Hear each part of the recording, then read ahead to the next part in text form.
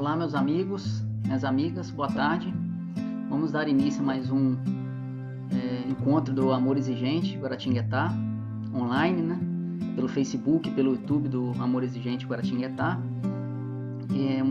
Estou muito feliz de estar aqui com vocês todos. Muitos dos amigos online aí eu ainda não conheço, não tive a alegria de conhecer pessoalmente, mas se Deus quiser, logo estaremos todos juntos presencialmente, né? E hoje vamos tratar ainda do sétimo princípio, que é tomar atitude. Tomar atitude precipita a crise. Hoje com um enfoque, vamos tentar dar um enfoque mais eu e a sociedade, que o Marco já trouxe na primeira semana enfoque com eu, né? Trouxe até alguns conceitos sobre a crise para nós. Na segunda semana passada, o Fábio trouxe para nós mais com enfoque eu e o outro. E aí vamos tentar fazer uma pequena reflexão aí sobre eu e a sociedade dentro do princípio da tomada de atitude. Então, como sempre fazemos,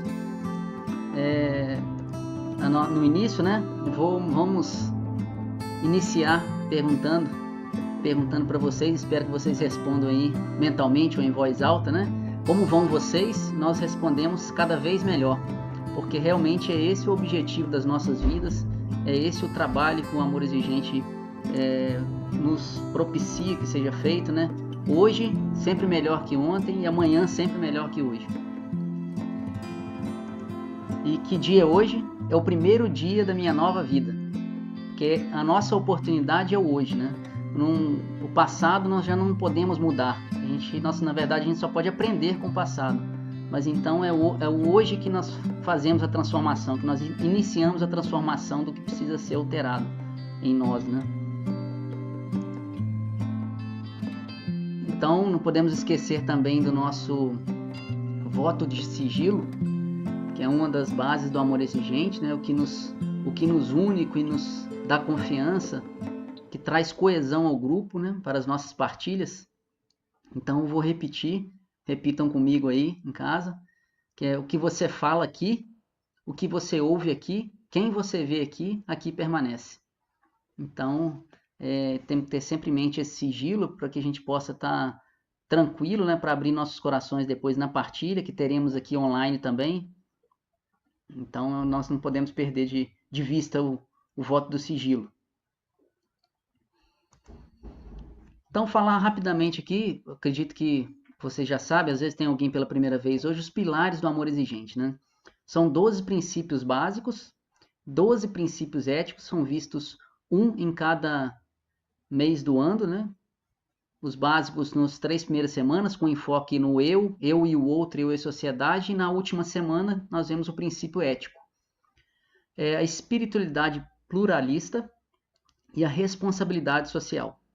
Sobre a espiritualidade pluralista, é que, na verdade, o Amor Exigente ele acolhe todas as religiões e todas as filosofias de vida, né? Quem não tem crença também é acolhido com muito carinho. E tem até uma reportagem que está na revista, no encarte agora de julho, que está disponível gratuita lá no site do Amor Exigente, de um voluntário de Campinas, Antônio Sérgio, que ele fala que ele conviveu lá com o padre Haroldo, e que quando eles voltavam lá no final das reuniões lá, era sempre esperada a missa do padre Haroldo, e eles esperando o sermão católico, o padre Haroldo perguntava se alguém que estava presente ali tinha outra religião, outra filosofia, né, e os convidava a colocar sua ótica sobre a espiritualidade. Então é um exemplo, né, de conduta de que o Amor Exigente acolhe, independente da religião, ele é acolhido aqui, porque na verdade ele fala lá na reportagem, no artigo dele, né, que na dor nós somos todos iguais, né, na dependência química ou em outro desajuste, outra dor que estamos passando em casa com os nossos amados ou nós, né, nos iguala. Então não importa a religião, se você não tem religião, todos são muito bem acolhidos aqui no Amor Exigente. E ele fala, inclusive nessa reportagem, da questão de que a espiritualidade é esse contato com o eu, com o seu eu, né? Com essa nossa reforma íntima direcionada ao poder superior, né? Ao Criador. É a nossa vivência com valores éticos, valores morais, direcionando ao Criador, né? E a espiritualidade, você vê que a espiritualidade pluralista aqui do Amor Exigente, ele nos dá um propósito de vida, né? Então, você vê que é um dos pilares, né, do programa. É um programa de auto e mútua ajuda, sendo um dos pilares essa espiritualidade. Então, falar rapidamente aqui que nós já retornamos também presencial. Já essa é a terceira semana que teremos presencial às 16 horas lá na Rua Álvares Cabral, em frente ao grupo da Fraternidade Irmão Altino, perto do Hotel Ibis ali, obedecendo aos decretos da prefeitura, né? Então, limitado a 20 pessoas, a temperatura é medida individualmente quando as pessoas chegam, tem uma pessoa que fica por conta de anotar os nomes no livro na entrada, é disponibilizado o álcool gel, as cadeiras, elas permanecem a distanciamento mínimo, uso de máscara obrigatório, então todas as regras do decreto da prefeitura são obedecidas, então quem tiver oportunidade não pode ter mais de 60 nem menos de 12, né? Quem tiver oportunidade de ir presencial já estamos também, mas também permaneceremos aqui com online, inclusive é uma coisa que tem crescido muito, né? Até o Amor Exigente da Federação Nacional também tem lá com o Instagram, como também a gente tem as mídias aí, Instagram, Facebook, YouTube, também a federação tem, né? Inclusive eles têm encontros semanais também, que estão sendo feitas partilhas, estão sendo feitas salas, né? Disponibilizado o endereço lá no Instagram da federação, vale a pena dar uma olhada. Então quem quiser pode mandar um direct aí no YouTube, que estiver participando a primeira vez, no Facebook, né? Nós adicionaremos ao WhatsApp e mandaremos o convite aí logo após a nossa reflexão do princípio hoje. Então trouxe para nós aqui uma espiritualidade, uma mensagem que o nome dela é Resposta Celeste, porque eu achei que tem muito a ver com a questão da nossa confiança no poder superior e também com a nossa, que também depende de nós, a atitude de sair das dificuldades, né? Confiando no poder superior, confiando no Criador, mas também buscando a nossa força interna para prosseguir diante dos desafios. Então peço paciência, só 4 minutos na história, que eu pus com um áudio aí para gente fazer essa reflexão da espiritualidade de hoje.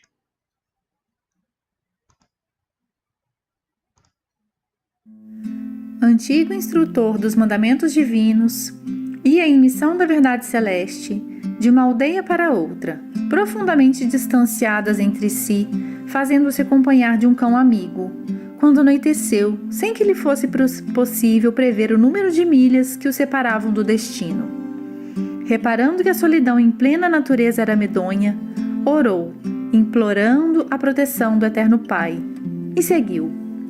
Noite fechada e sem luar, percebeu a existência de larga e confortadora cova, à margem da trilha em que avançava, e acariciando o animal que o seguia vigilante, dispôs-se a deitar-se e dormir.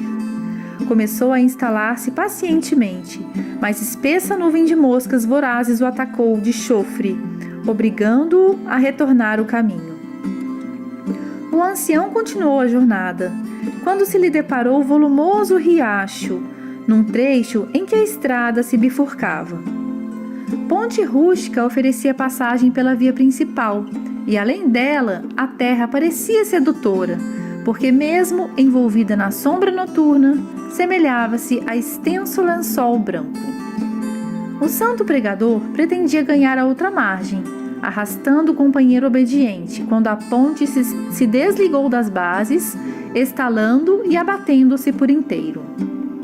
Sem recursos agora para a travessia, o velhinho seguiu por outro rumo. E encontrando robusta árvore ramalhosa e acolhedora, pensou em abrigar-se convenientemente, porque o firmamento anunciava a tempestade pelos trovões longínquos. O vegetal respeitável oferecia asilo fascinante e seguro no próprio tronco aberto. Dispunha-se ao refúgio, mas a ventania começou a soprar tão forte que o tronco vigoroso caiu, partido sem remissão. Exposto então à chuva, o peregrino movimentou-se para diante. Depois de aproximadamente 2 milhas, encontrou um casebre rural, mostrando doce luz por dentro, e suspirou aliviado. Bateu à porta. O homem ríspido que veio atender foi claro na negativa, alegando que o sítio não recebia visitas à noite e que não lhe era permitido acolher pessoas estranhas. Por mais que chorasse e rogasse, o pregador foi constrangido a seguir além. Acomodou-se como pôde, debaixo do temporal, nas cercanias da casinhola campestre. No entanto, a breve espaço notou que o cão, aterrado pelos relâmpagos sucessivos, fugia ao uivar, perdendo-se nas trevas. O velho, agora sozinho, chorou angustiado, acreditando-se esquecido por Deus, e passou a noite ao relento. Alta madrugada, ouviu gritos e palavrões indistintos, sem poder precisar de onde partiam. Intrigado, esperou o alvorecer, e quando o sol ressurgiu resplandecente, ausentou-se do esconderijo, vindo a saber por intermédio de camponeses aflitos que uma quadrilha de ladrões pilhara a choupana, onde lhe fora negado o asilo, assassinando os moradores. Repentina luz espiritual aflorou-lhe na mente. Compreendeu que a bondade divina o livrara dos malfeitores e que, afastando dele o cão que uivava, lhe garantiria a tranquilidade do pouso. Informando-se que não seguia em trilho oposto à localidade do destino, empreendeu a marcha de regresso para retificar a viagem. E junto à ponte rompida, foi esclarecido por um lavrador de que a terra branca do outro lado não passava de pântano traiçoeiro, em que muitos viajores imprevidentes haviam sucumbido. O velho agradeceu o salvamento que o pai lhe enviara, e quando alcançou a árvore tombada, um rapazinho observou-lhe que o tronco, dantes acolhedor, era conhecido covil de lobos. Muito grato ao Senhor que tão milagrosamente o ajudara, procurou a cova, onde tentara repouso, e nela encontrou um ninho de perigosas serpentes. Endereçando infinito reconhecimento ao céu pelas expressões de variado socorro que não soubera entender de pronto, prosseguiu adiante, são e salvo para o desempenho de sua tarefa. O Pai ouve sempre as nossas rogativas, mas é preciso discernimento para compreender as respostas dele e aproveitá-las.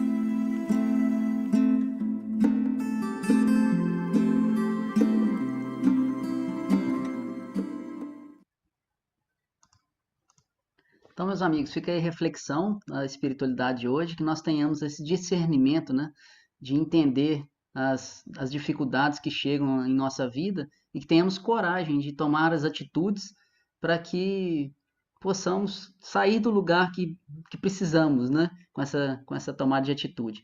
E é isso que nós vamos trocar uma ideia aqui. Eu vou retomar alguns pontos rapidamente, que foi falado já pelo Marco, e que trouxe alguns conceitos de crise também, que vai ser o próximo princípio, que é essa tomada de atitude, ela traz uma reação, né? Tudo que muda de repente, ela pode trazer uma reação do outro, né? Às vezes nossa mesmo. Então,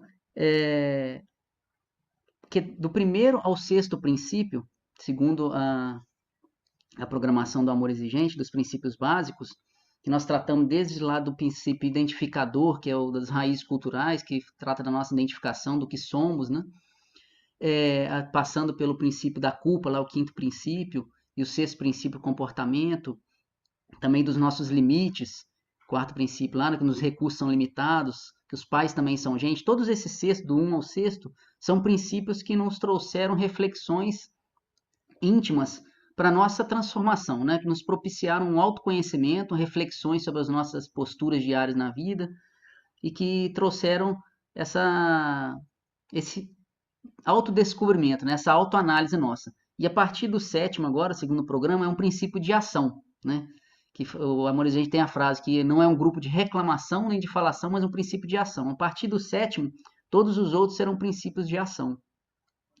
Então, retomaremos então alguns pontos breves, porque tanto o Marco quanto o Fábio já trouxeram os conceitos principais da tomada de atitude em relação a mim mesmo e em relação ao outro, né? Mas podemos retomar rapidamente. Então, o Amor Exigente traz para nós que a tomada de atitude, ela é entusiasmo. E coloca que a palavra entusiasmo vem do grego, que significa ter o Espírito de Deus dentro de si.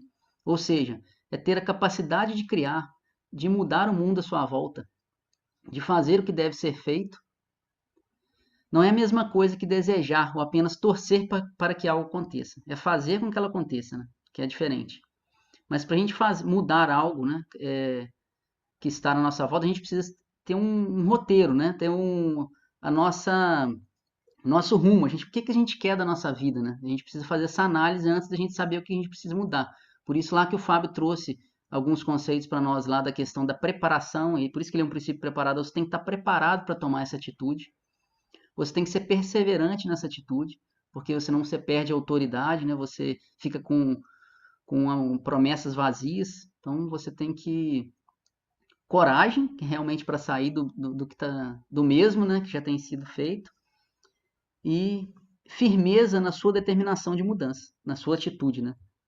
Eu posso mudar? Então assim, não porque nós estamos no 7º princípio, você tem que tomar atitude. Se você ainda não está preparado para fazer essa tomada de atitude, como a gente traz no 7º princípio, você precisa estar trabalhando outros ainda, você aguarda uma melhor oportunidade para essa tomada. Se você não se sente preparado ainda, né? Se você ainda está analisando os seus limites, se você ainda está analisando a culpa, né? Está se livrando da culpa, das coisas que... Então, assim, dependendo do que está acontecendo na nossa vida no momento, a gente vai se identificar mais com o princípio e vamos trabalhar aquele princípio. Agora, só de todos nós estamos aqui ouvindo, né? Estamos refletindo sobre o assunto, já é uma tomada de atitude, né? Já é uma mudança que nós queremos em nossa vida. Então, trouxe aqui para nós, que até eu peguei que é os 5 R's do Amor Exigente, da dona Mara Menezes, né, que é a cofundadora do Amor Exigente. Ela tem um programa agora com o Luiz Fernando Calduro, que é o presidente lá dos grupos, né, de Amor Exigente. Eles fazem, se não me engano, é segundas-feiras que eles fazem as salas de família pelo Zoom lá. Tem o link lá no Instagram deles. Então, os 5 R's que faz parte do princípio de tomar de atitude da dona Mara, que é redesenhar o que devemos ser, reconstruir estruturas, redefinir como nos relacionar, restabelecer nossos limites e reorganizar normas e regras. São 5 R's para tomar de atitude que a dona Mara traz para a gente. Então, e ressaltando sempre que quanto mais nós demoramos para tomar uma atitude, para mudar algo que precisa ser mudado, que não está nos trazendo alguma dificuldade, né, um comportamento inadequado, não só o problema da drogadição, quanto mais nós demoramos para tomar essa atitude, mais a situação vai se agravando, seja ela qual for, que está indevida, né, aquilo que nós queremos mudar. Quanto mais nós adiamos, porque exatamente a tomada de atitude, ela precipita a crise. O que acontece? Às vezes, algumas pessoas, elas fazem ao contrário. Elas adiam a tomada de atitude exatamente para não ter crise, né? Para não ter problema. Eu vi alguns vídeos aí do Amor Exigente e algum médico que trata fala que às vezes os pais adiam a questão de tomar uma atitude quando descobre que o filho está usando droga, exatamente para evitar o conflito. Não, é uma fase da adolescência, vai passar. E às vezes ele vai até os 45 anos bebendo, usando droga, e você está esperando passar a fase e não passa, né? Então, porque às vezes a gente tem medo dessa tomada de atitude, mas a gente não pensa no que pode vir de positivo dessa tomada de atitude. Então a gente precisa refletir exatamente sobre isso e nos preparar para essa mudança, né? Para essa atitude, para essa ação de mudança, né? Então, algumas reflexões aí para a gente colocar, porque na verdade o nosso enfoque é eu e a sociedade, né? E até tem no 9º princípio, que é o princípio apoiador, que na comunidade a família recebe apoio e dá apoio, né? Se ela recebe apoio na comunidade, se a família recebe apoio na comunidade, por que nós não oferecemos algo de nós? Tomarmos atitudes para oferecermos algo de nós em prol da sociedade, né? O próprio a questão de ser voluntário do Amor Exigente, está até no encarte lá do Amor Exigente oficial lá. É uma atitude, é uma tomada de atitude em prol da comunidade, porque demanda planejamento, você precisa se planejar, você precisa perseverar, você precisa ser firme no seu propósito, porque o voluntariado é um compromisso que você assume. Então, todos os requisitos necessários para tomada de atitude em relação a nós ou em relação ao outro, né? Ele também são precisos esses requisitos também na tomada de atitude em relação à comunidade, né? Então, algumas reflexões que são trazidas aí para a gente levar para as partilhas, para a gente fazer, por exemplo, você faz alguma coisa para melhorar o ambiente em que atua, para tornar o mundo melhor? Como nos posicionamos em comunidade diante das atitudes do outro e que desaprovamos? Como podemos valorizar e apoiar atitudes positivas em nosso meio social? São algumas reflexões para a gente fazer aí. Inclusive, eu achei interessante mencionar até uma campanha que o órgão que eu faço parte, o Tribunal de Justiça, está fazendo, que é a campanha Não Se Cale, que é para proteção e prevenção de violência e abuso contra crianças e adolescentes, que é para as pessoas que estão ao entorno, né, da criança e perceber alguma coisa, para que tome atitude de denunciar, porque agora na escola, como está tudo online, antes na escola presencial, os diretores, os professores, quando percebiam, tomavam as providências, tomavam as atitudes para a proteção da criança. Como está tudo online, então eles fizeram essa campanha do Não Se Cale, né? Eu achei interessante também que tem a ver com o nosso princípio, que é uma tomada de atitude que desagrada, né?